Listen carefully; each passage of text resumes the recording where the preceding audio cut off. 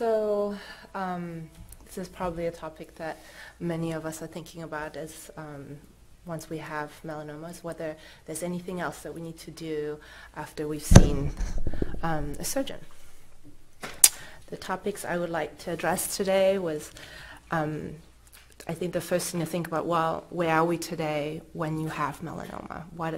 What is the status? How far have we come? Then what are the treatment options today following surgery? What else can we do beyond those to improve our outcomes? And then just things to keep in mind as you're trying to make your treatment plan that you want to discuss with your treatment team. So where are we today? Dr. Sweater just talked about the incidence of 90,000 melanomas, and it is a rising incidence. About 10% of patients still do succumb to the illness. It's a common cancer between men and women, and it's the most common skin cancer to lead to death, of course. This is from 2001, the survival rates for early stage and later stage melanoma, and you can see there is a significant split between how early your melanoma is detected. Today, the most recent AJCC update is seeing a significant improvement for those with later stage.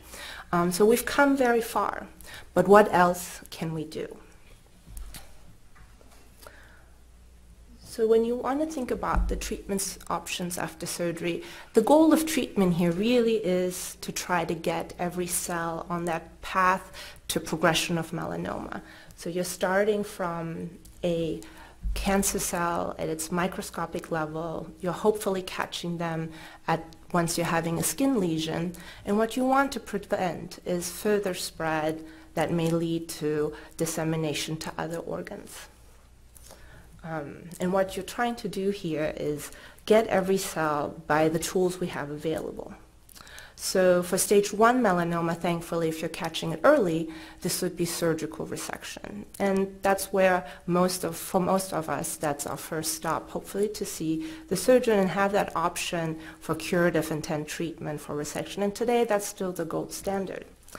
For early stage melanomas, because our chances are so good to really get every cell, and our survival outcomes over the last 20 years have been so good, no other treatments are currently recommended to follow up on that.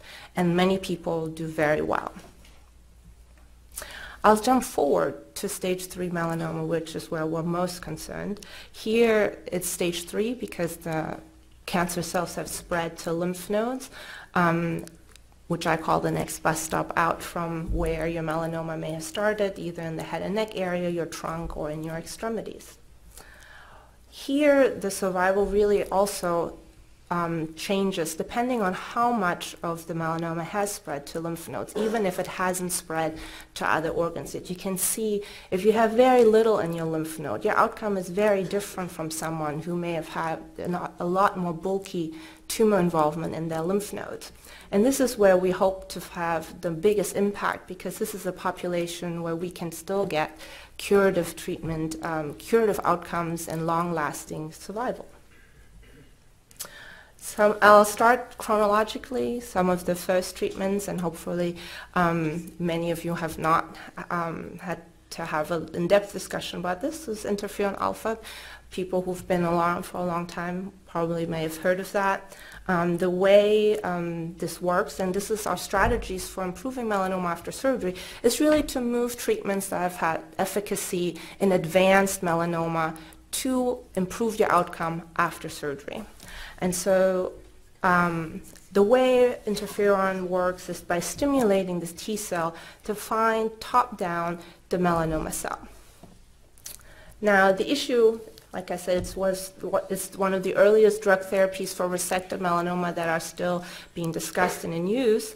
It's administered for about a year after surgery, and that pattern we've kept for later drugs that I'll discuss in a little bit. But one of the things that have always been limiting is the significant rate of side effects, often requiring hospitalization and intensive care. So while there is well-documented improvement in recurrence risk, survival outcomes probably are affected by that balance between what it can do for your melanoma and some of the side effects you may incur if you're getting this treatment. The next treatment that came around in 2011 that we were excited about was ipilimumab, and many of you probably have heard of this one. This is still used very much in our armamentarium today. The way it works is that rather than top-down activating your T cell, it's interacting with a block that the tumor cell has placed on your T cell to blind it from doing the work that you'd like it to do, which is to go after your cancer cell. So what ipilimumab or Yervoy does is that it's binding to this block and allowing the T cell to be activated. In the advanced stage setting, we've had doubling of efficacy compared to IL-2, which was used before, so 20% overall response rates. And when evaluated in patients who've had their tumor resected for advanced disease, it was found to improve outcomes and was approved by the FDA 3 years ago in October. The way it's given, it's 4 doses every 3 weeks and then every 3 months. And on the study, people had the option of going up to 3 years. But I think most people still kind of stick to a year of treatment. The patients who were on the study is a patient group that's also been used for many of these subsequent studies, which is you should have at least 1 lymph node to suggest that you have increased risk of recurrence.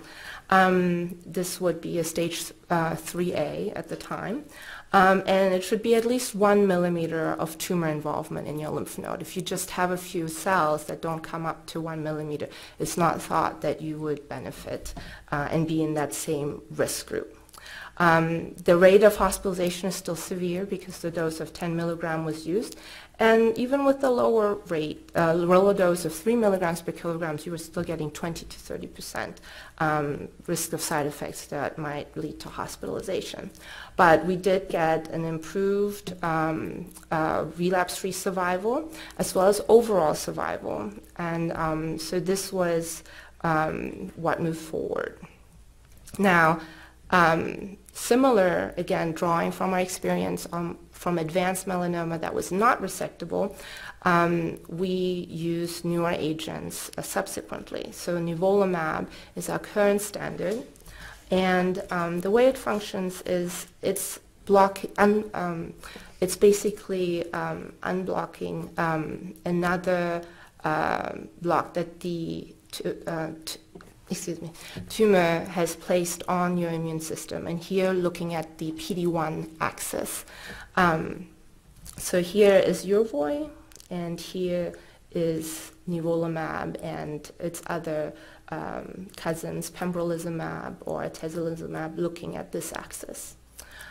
Significant improvement in efficacy in the spread melanoma setting with 40% overall response rate with one agent, in combination 60 to 80%, a better side effect profile rather than ipilimumab, just 10 to 20% side effects, and really closer to 10, well tolerated. 1 year, initially it was approved with every 2-week treatment. Now I should have included, it's become the option of every 4 weeks, so much more convenient. It was FDA approved last year to be used after surgery, and that was because when it was compared to ipilimumab, even just after 1 year, we already saw a significant splaying in the outcome curves. And so with only 1 year of data, knowing that ipilimumab had such a good outcome, this was approved, and with the better side effect profile, there just was no other reason not to use it. And so this is our current gold standard for treatment after surgery. Right on its heel, recently accepted for application for approval is pembrolizumab, same agent, just different company.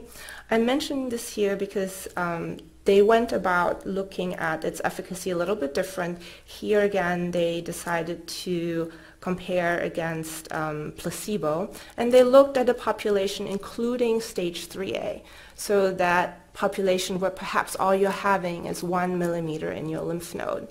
Follow-up was for 15 months, and they were looking at recurrence, reduction in recurrence. Similarly well tolerated, just 14% of severe side effects. The other part that in this study was interesting, which I think if you are following sort of what immunotherapy is doing in melanoma and other tumors, is they were looking at something called PD-L1. And this is a staining that's used in many tumors to see might you respond well or not. In lung cancer, it's often used to see whether you should get it at all. In melanoma, time and time in stage 4 disease, it hasn't shown that you wouldn't respond if it were negative. And here, similarly, after surgery, even those who were negative still had a splaying of their curves and were benefiting from pembrolizumab. So this should be coming an option soon. For those who have a melanoma with a BRAF mutation, and that's about 40 to 50% of patients, there's an additional option, therapy that targets the actual mutation itself, Dabrafenib, trametinib, and these are basically targeting the signal that's driving the melanoma growth itself, and so going straight above. These are oral tablets. Again, if you were taking it after surgery, it's 1 year, extrapolating from what started as a pattern with interferon. Excellent efficacy if you have spread melanoma, 60 to 70% response rate, very quick onset on order of days. Tolerable side effect profile, really severe side effects limited just to high fever, decreased heart function with low incidence. But one thing to consider is in those who do have spread melanoma, often early resistance is noted. And so in the studies in patients who are on it long term, at 5 years, really only about 10% of patients are still on it. So this is very different from the advanced melanoma experience we have with the immunotherapy agents, where patients, even with brain metastases, are off treatment and doing well. Something that in 2001 we did not think we were going to see so soon. This combination is an option since April, FDA approved, and that was after it showed that it's improving your 3-year outcome over placebo. And here again, nice playing of curves. Here also they looked at early stage disease 3A with at least 1 millimeter nodal involvement. And I want to point out here, while in immunotherapy for someone with very early stage 3A, they weren't sure that it really made a big difference. The biggest difference was really seen in B and C. For those with a BRAF mutation, really across all A, B, and C, you're seeing a very significant benefit. So stage 2, I left it for the end because it's definitely an area of controversy, and I'm interested to see what's going to happen over the next couple of years and what we're going to decide to do. This is basically a melanoma that's deeper than an early stage of 1, but no nodal involvement, and so it's a more localized problem that you're tackling. So should you be considering anything in addition than surgery for something like this that's still localized? And this is where the controversy is. If we're looking at trying to improve outcomes, if you look at stage 2s, not all of them are made alike. So while the curve I showed you before of all of them in total coming out, there are definitely some with stage 2s that have a bad prognosis, really not dissimilar to those that have a positive lymph node. So in the very early studies for interferon, when they looked at benefit, those studies actually did include stage 2. So in the newer studies, they looked at stage 3, but the old studies actually included stage 2 because of these survival data. And for recurrence, you're seeing this benefit. And for survival, less so. It becomes much more narrower. It's much more in the middle, meaning that it may not make a difference. But if you're looking at the I'm missing a slide, I apologize. If you looked at the group of just stage 2s, that actually did have a true benefit. Again, you would have to weigh the side effects that you are having from the treatment of about 60% side effects versus something that's stage 2. But that's one of the reasons why it remains on the NCCN national guidelines to have a discussion. And then finally, radiation. So this is not a medication.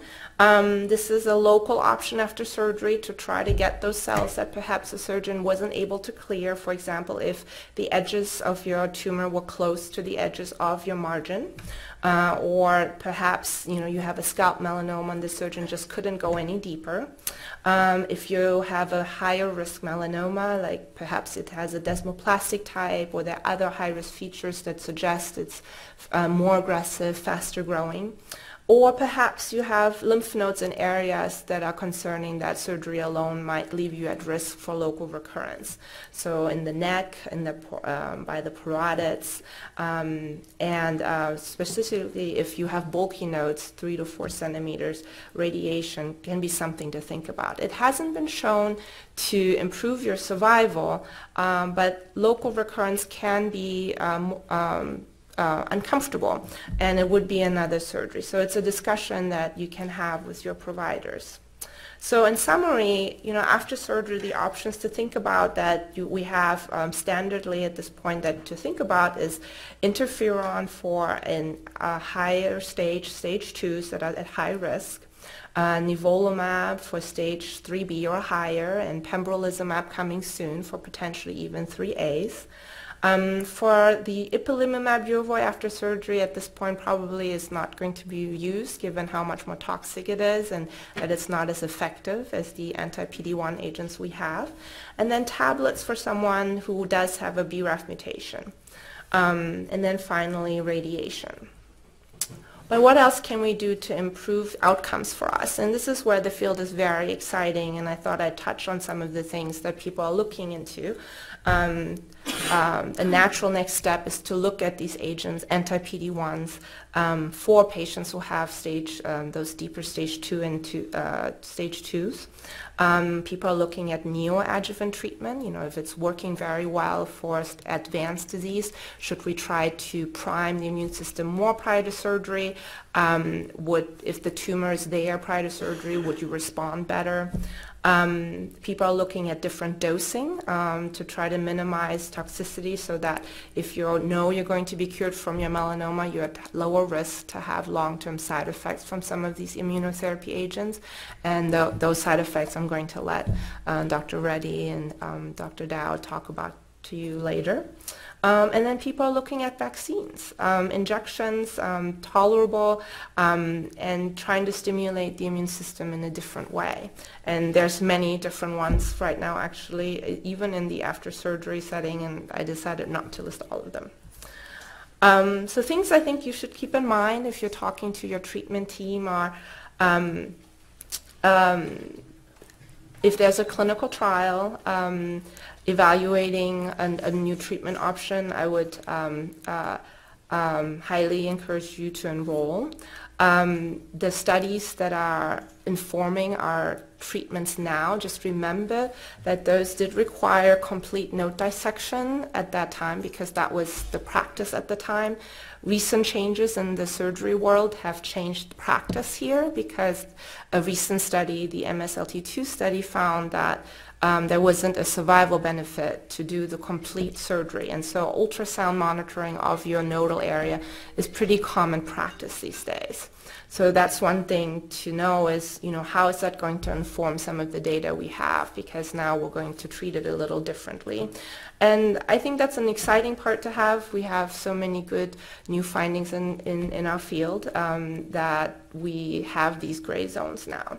The role of adjuvant radiation similarly is becoming less clear. If you have treatment that works very well and is not limited by how effective it is locally, do you really need some of the morbidity from radiation?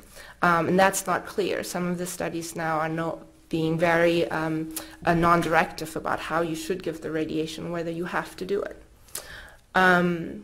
And of course, for those with BRAF mutation, it remains unclear which one is the best option. I think that's always the biggest discussion between patients and their medical oncologist. What should we choose?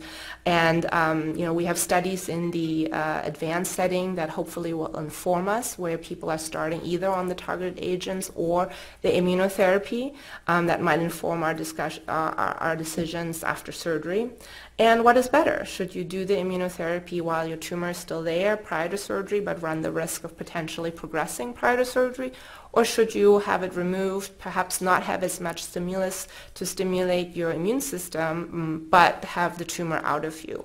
And I think in the Southwest Oncology Group, we're trying to do additional studies that incorporate that question. I think personally, if you have a choice, I think a side effect profile is always very important. Think about your own health, other health issues, how fit you are, what level of risk you're willing to take, or perhaps where you live. If you live very far away from your physician, perhaps tablets are more convenient than having to come in every 2 weeks.